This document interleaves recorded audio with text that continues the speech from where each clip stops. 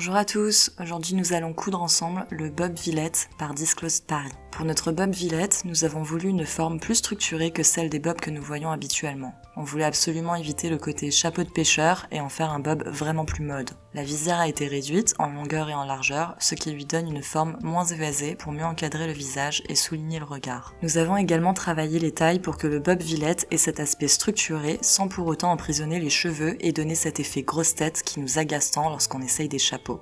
Par conséquent, le sizing est plutôt large. Mesurez votre tour de tête et référez-vous bien à la grille de taille disponible en ligne avant de passer commande. Si vous hésitez entre deux tailles, privilégiez la taille en dessous, et si vous avez un doute, n'hésitez pas à nous écrire à l'adresse hello@disclosed-paris.com, nous sommes là pour vous aider. Le bob Villette vous est proposé dans 3 versions de tissus différentes. Il s'agit de fin de série de grandes maisons de luxe. Par conséquent, lorsqu'un tissu se retrouve sold out, il ne nous est pas possible de le restock. Nous faisons donc évoluer les tissus proposés dans nos kits au fil des saisons et selon les tissus qu'on arrive à choper. N'hésitez pas à jeter un œil à notre site internet pour voir les tissus du moment et abonnez-vous à notre newsletter pour ne rien louper. Le premier tissu que nous vous proposons est une superbe crêpe de viscose de couleur lilas. Elle est souple et nécessite d'être thermocollée. Les 2 autres versions ne nécessitent pas de thermocollant car les tissus ont déjà une belle tenue. Nous vous proposons un satin de viscose assez épais et extrêmement doux de couleur noire. Et enfin, et c'est sûrement notre préféré, on vous propose une toile mélangée de coton et soie provenant également de fin de stock de chez LVMH. Ce tissu est rigide et se tient bien. Le vert est un genre de kaki foncé et chaud, il est vraiment top pour toutes les carnations. Notre bob Villette est un modèle idéal pour les débutants en couture et est réalisable en environ 2 heures selon votre niveau. Pour réaliser ce bob, vous devez déjà savoir enfiler votre machine et y effectuer les réglages de base, longueur du fil, choix du point. Vous devez également maîtriser les notions d'endroit et d'envers d'un tissu ainsi que du droit fil. Nous ne reviendrons pas sur ces bases-là dans cette vidéo, mais pour tout le reste, nous sommes là.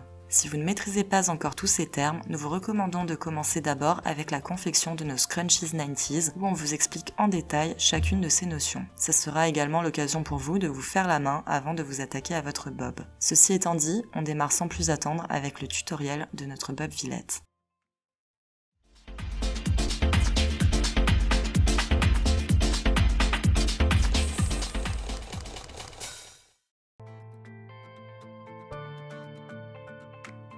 C'est parti pour l'unboxing. Retrouvez dans votre box tout le nécessaire pour coudre votre bob Villette. Le patron de couture imprimé en grand format et prêt à l'emploi. Inutile de décalquer les morceaux, ces derniers ne se chevauchent pas et les marges de couture sont comprises. Il est délivré dans sa pochette cartonnée Disclosed Paris. Vous retrouvez également le tissu sélectionné, une bobine de fil de la marque Gutermann de couleur assortie à votre tissu. Si votre tissu en nécessite, vous trouvez également dans votre box un coupon d'entoilage thermocollant de la marque Vliesline et enfin une étiquette à coudre Disclosed Paris tissée dans le sud de la France. Le premier réflexe à avoir lorsque vous recevez votre box Disclosed Paris est de prendre connaissance de la fiche technique de votre modèle, puis de scanner ensuite les QR codes qui vous renvoient directement vers cette vidéo tutoriel ou vers la gamme de montage en ligne si vous préférez nous lire.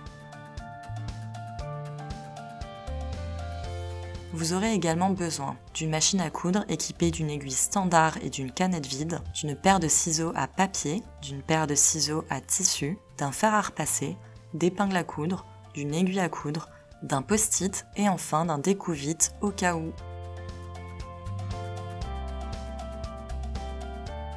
Découpez chacun des morceaux du patron à l'aide de vos ciseaux à papier, et surtout pas vos ciseaux à tissu. Je précise car en couture, on ne coupe jamais autre chose que du tissu avec ces ciseaux à tissu. C'est très important pour conserver votre paire de ciseaux longtemps. Si vous avez acheté notre patron au format PDF, il vous faudra tout d'abord imprimer et assembler toutes les feuilles ensemble pour obtenir votre patron complet. On vous met un lien dans la description qui vous explique comment assembler nos patrons PDF pour celles et ceux qui n'ont pas l'habitude.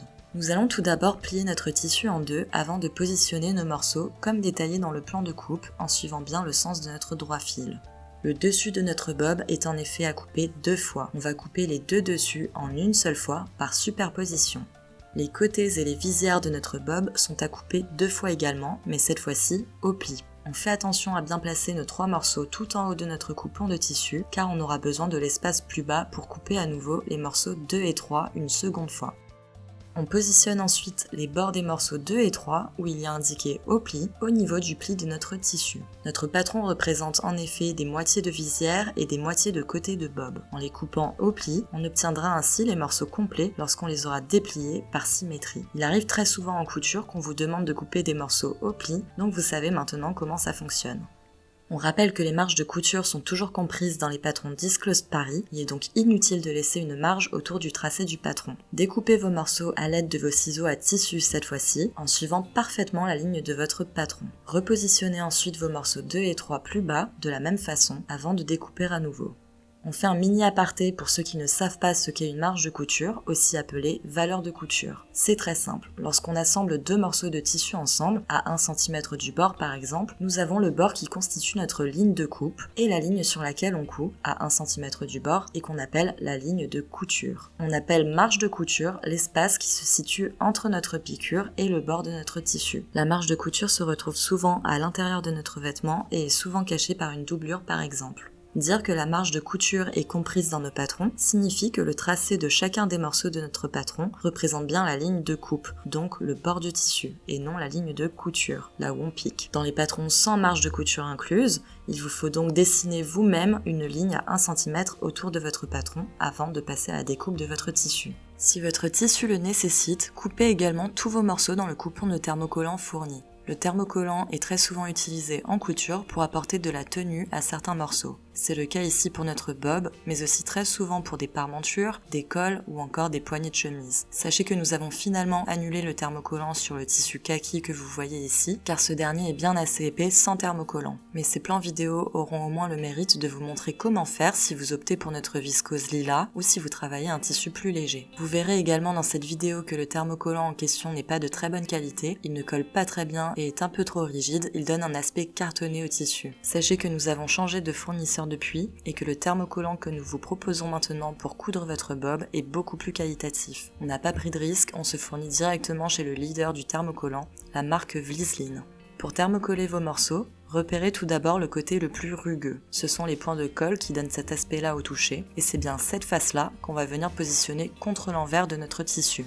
On superpose parfaitement nos morceaux de thermocollant à nos morceaux en tissu et on vient ensuite thermocoller à l'aide de son fer à repasser. Avant de vous lancer, vérifiez bien les indications d'entretien de votre tissu. Nous vous conseillons de toujours tester la chaleur de votre fer sur une chute. Nous vous recommandons ensuite de placer un tissu sous votre fer avant de thermocoller l'ensemble afin d'éviter que la colle ne vienne se fixer sous votre fer à repasser. On presse le fer délicatement sur chaque morceau sans faire glisser. On reste simplement appuyé une dizaine de secondes sur chaque zone à thermocoller et on n'utilise jamais de vapeur. Elle empêcherait en effet la colle de bien adhérer. Cette étape peut être longue selon la taille des morceaux à thermocoller, mais il est important de le faire correctement pour que notre thermocollant adhère bien et ainsi assurer une certaine longévité à notre bob. Vous vous retrouvez donc avec 6 morceaux thermocollés et repassés. Marquez les 4 crans du dessus du bob à l'aide de votre paire de ciseaux, 0,5 cm pas plus. Les crans de nos patrons sont toujours clairement indiqués afin que vous ne les manquiez pas. Pour celles et ceux qui ne savent pas ce qu'est un cran, il s'agit simplement d'un repère qui va nous aider au moment de l'assemblage. Ils sont matérialisés par de petits traits chez nous, mais ils peuvent aussi être représentés par des triangles sur certains patrons de couture. Avant de désépingler vos morceaux, vous devez bien penser à toujours marquer vos crans pour vous y retrouver plus tard. Pour marquer un cran, il suffit de vous munir de votre paire de ciseaux et de faire de petites entailles au niveau des crans sur environ 0,5 cm de long. Attention, ne coupez pas plus que 0,5 cm, vous risqueriez de laisser un trou dans votre ouvrage. En effet, nos marges de couture étant de 1 cm, on ne verra pas ces entailles après montage si vous marquez vos crans sur moins d'1 cm.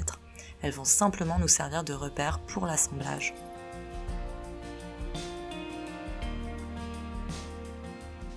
Pliez les deux visières ainsi que les deux côtés en deux en suivant la ligne de pli endroit contre endroit. Avant d'épingler, on n'oublie pas d'insérer l'étiquette Disclosed Paris dans la couture d'un des deux côtés du bob. Attention à ne pas les confondre avec les visières de notre bob qui sont plus fines et plus longues que les côtés. On fait également attention au sens de l'étiquette en la positionnant. La partie blanche sans le logo est bien contre le bord. C'est cette partie-là qui va être prise dans la couture. Épinglez ainsi chacun des morceaux bord à bord.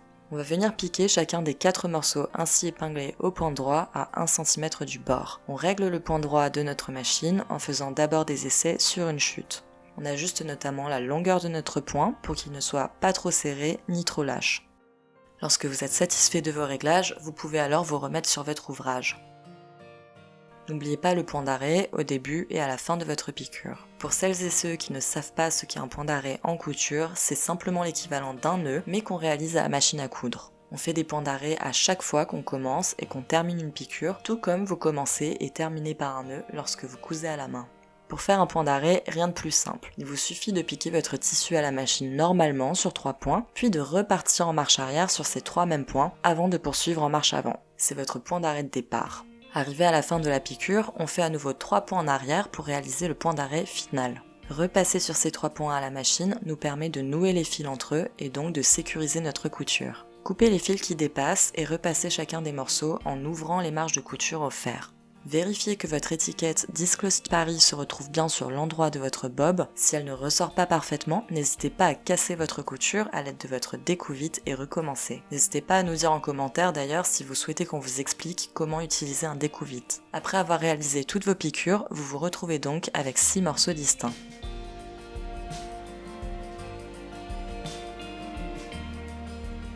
Nous allons à présent assembler nos dessus de bob à nos côtés de bob, endroit contre endroit. Faites attention à ne pas vous tromper de sens, on va bien sûr assembler le dessus à la partie la moins évasée du côté, et pas l'inverse. Aidez-vous des crans aux 4 points cardinaux du dessus afin d'épingler correctement vos dessus de bob aux côtés. Positionnez l'un des crans du dessus sur la piqûre que nous venons de faire sur le côté. Le cran d'en face vient se placer au niveau du pli de notre côté lorsqu'on l'a coupé au pli. Les 2 derniers crans doivent coïncider avec les milieux de ces 2 demi-côtés. Faites attention à bien épingler les marges de couture du côté. On les a bien écartées au fer tout à l'heure, donc épinglez-les ouvertes également. Ça a l'air d'un détail, mais bien respecter le sens des marges de couture vous permet d'éviter les surplus de matière disgracieux. De façon générale, on écarte les marges de couture au fer lorsque l'on veut répartir la matière de façon homogène. Vous trouvez difficile de faire coïncider ces 2 pièces bord à bord, vous avez l'impression que les bords justement n'ont pas du tout la même longueur, pas de panique, c'est parfaitement normal, c'est à cause de ce qu'on appelle l'embut.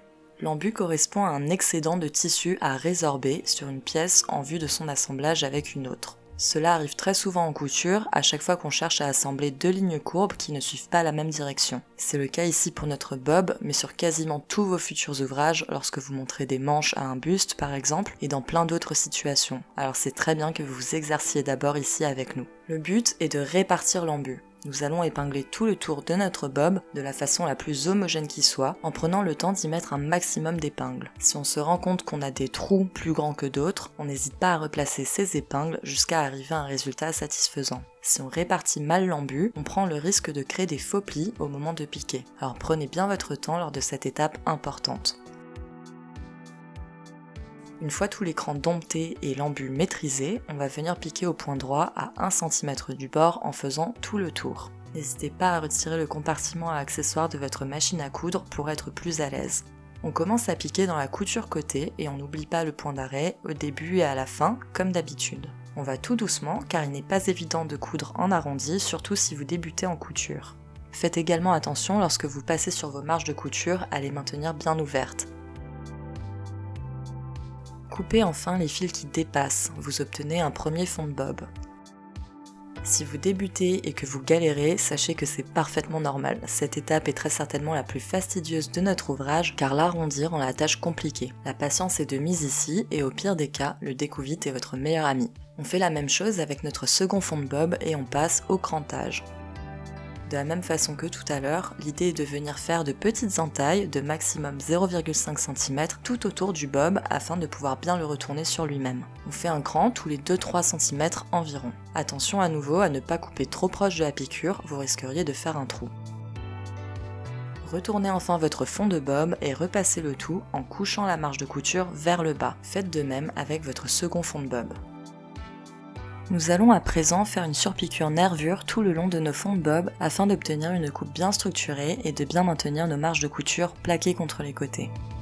La piqûre nervure est une piqûre décorative. Certains l'appellent également piqûre cheveux, mais c'est plutôt rare. La particularité de la piqûre nervure est qu'elle se fait à 1 ou 2 mm du bord de notre tissu. Au-delà de sa fonction purement décorative, la piqûre nervure peut servir à renforcer une couture, à aplatir une zone ou encore à maintenir une couture couchée dans un sens, notre cas ici par exemple. Rien de très compliqué donc, à ceci près que cette piqûre spéciale demande un peu plus de dextérité qu'une piqûre simple pour être jolie. Le but étant bien sûr d'obtenir une piqûre régulière, la plus droite possible et parallèle à la piqûre que l'on longe. Positionnez-vous sur l'endroit de votre ouvrage au niveau de la couture côté. Si besoin, augmentez légèrement la longueur de votre fil. En effet, l'aiguille doit à présent traverser 3 épaisseurs de tissu. Le côté plus la marge de couture du côté plus la marge de couture du dessus, et non 2 comme avant. Faites des essais sur une chute en prenant bien 3 épaisseurs de tissu si vous avez un doute sur vos réglages. Piquez donc au point droit tout le long de la piqûre que nous venons de faire à 1 ou 2 mm de distance et en maintenant bien les marges de couture plaquées contre le côté. Pensez à faire vos points d'arrêt au début et à la fin de la surpiqûre comme une piqûre classique et répétez l'opération sur votre second fond de bob.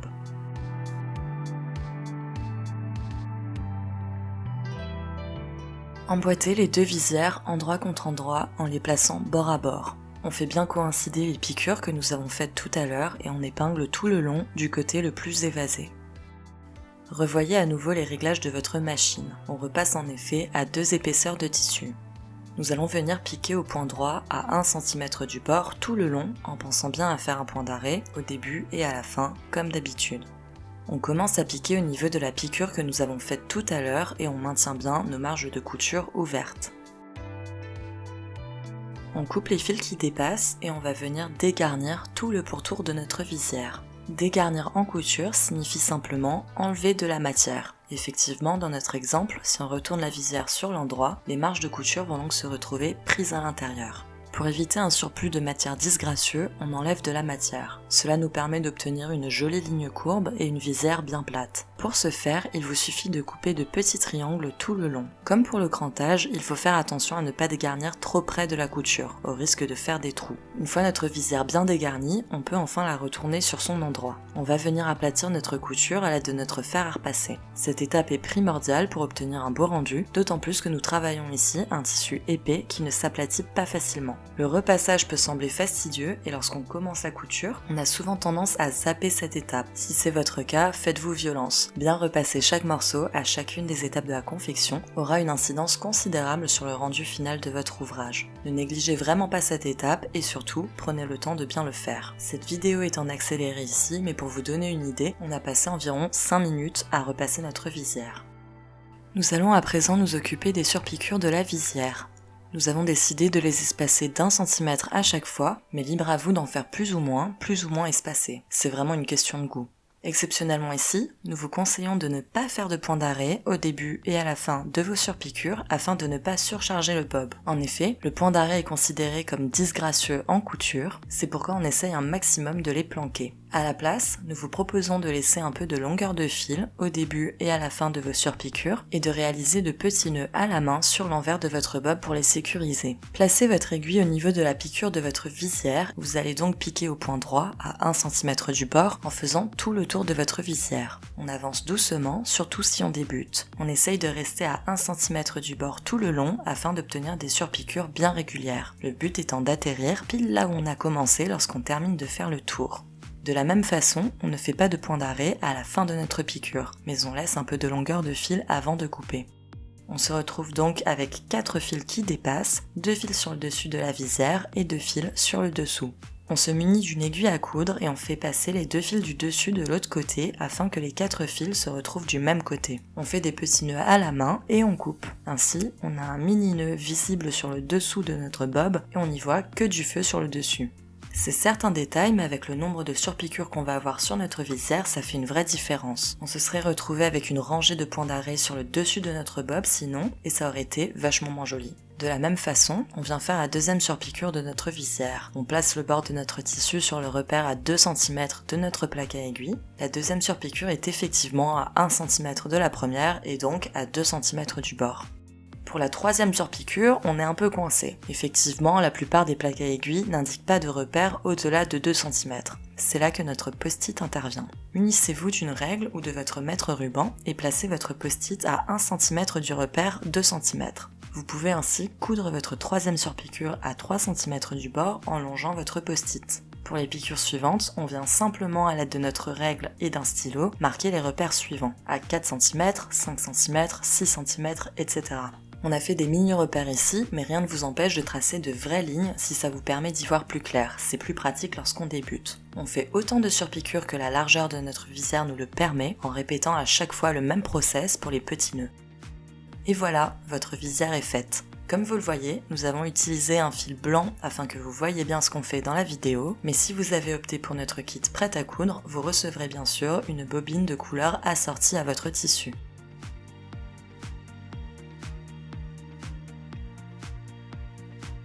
Nous allons à présent assembler notre visière à l'un de nos deux fonds de bob. L'idée est de faire coïncider notre couture côté de fond de bob à la couture côté de notre visière.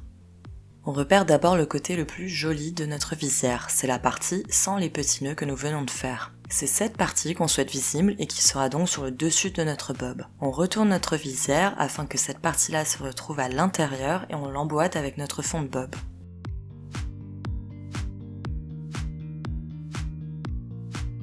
Nous allons venir épingler tout le long, on n'hésite pas à mettre beaucoup d'épingles pour bien maintenir le tout ensemble.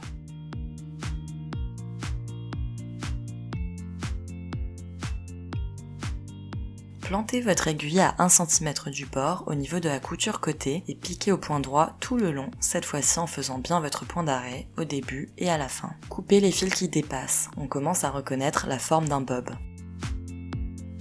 On est presque au bout. Placez-vous sur l'envers de votre bob puis rabattez la visière entièrement à l'intérieur du bob. Munissez-vous de votre second fond de bob et placez-le sur son endroit. Nous allons l'emboîter à l'intérieur de notre bob en gardant bien la visière prise en sandwich entre les deux.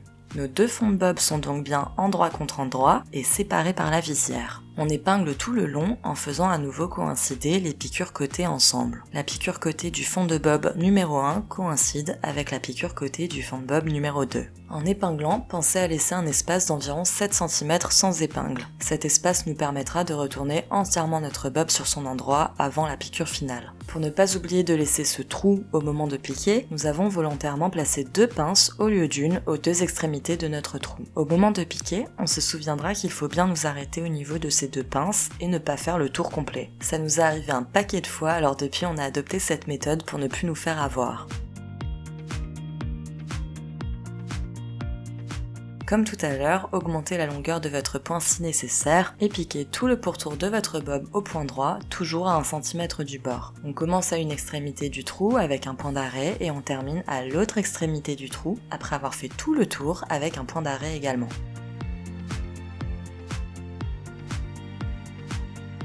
Nous allons à présent retourner notre bob sur lui-même en le faisant passer intégralement à travers le trou que nous avons laissé. On prend le temps de faire cela calmement pour ne pas casser nos piqûres. Une fois le bob retourné sur son endroit, il ne nous reste plus qu'à refermer notre trou à l'aide d'une piqûre nervure. On épingle proprement le long de l'ouverture et on va venir piquer à 1 ou 2 mm du bord. On en profite pour faire tout le tour du bob en une seule fois. Cette surpiqûre nervure est donc à la fois utile et décorative. Bravo, vous venez de coudre le bob Villette par Disclosed Paris. On espère que ce modèle vous plaît, en tout cas vous pouvez être hyper fiers de vous. N'hésitez pas à nous partager des photos de vos créations en utilisant les hashtags DisclosedByMe et Bob Villette sur Instagram. Nous faisons gagner une pochette patron par mois pour les plus belles réalisations. Comme vous avez pu le voir, il s'agit d'un modèle accessible aux débutants, mais avec lequel vous avez déjà appris beaucoup de choses. On a appris comment couper les morceaux au pli, ce qu'est une marge de couture, comment réaliser un point d'arrêt et une piqûre nervure, on a appris à marquer ses crans, ce qu'est l'embu et comment le résorber, ou encore comment dégarnir son tissu. Vous maîtrisez à présent la base pour vous lancer sur des projets plus conséquents. On a l'ambition avec Disclosed Paris de vous proposer un vestiaire complet à réaliser vous-même dans des tissus d'exception. L'idée est d'arrêter d'acheter de la fast fashion, bien sûr, mais aussi d'arrêter de baver sur des looks de Fashion Week totalement inaccessibles. On vous file les mêmes tissus et vous payez moins cher en faisant les choses par vous-même. Et surtout, on vous explique tout en détail afin que vous ne soyez pas perdus. La fierté à la fin de porter des vêtements que l'on a cousus soi-même est tout simplement priceless, mais vous allez vite vous en rendre compte. Si vous avez des questions ou si quelque chose n'est pas clair dans cette vidéo, n'hésitez pas à nous contacter à l'adresse hello@disclose-paris.com, nous sommes là pour vous aider. Si vous avez aimé cette vidéo et notre concept, n'hésitez pas à nous envoyer du love en cliquant sur le pouce juste en dessous et en vous abonnant à notre chaîne. C'est hyper important pour nous faire connaître et ça vous permettra surtout de rester informés de nos dernières sorties vidéo. Merci à tous de nous suivre, on a déjà super hâte de vous retrouver pour de nouveaux tutoriels couture.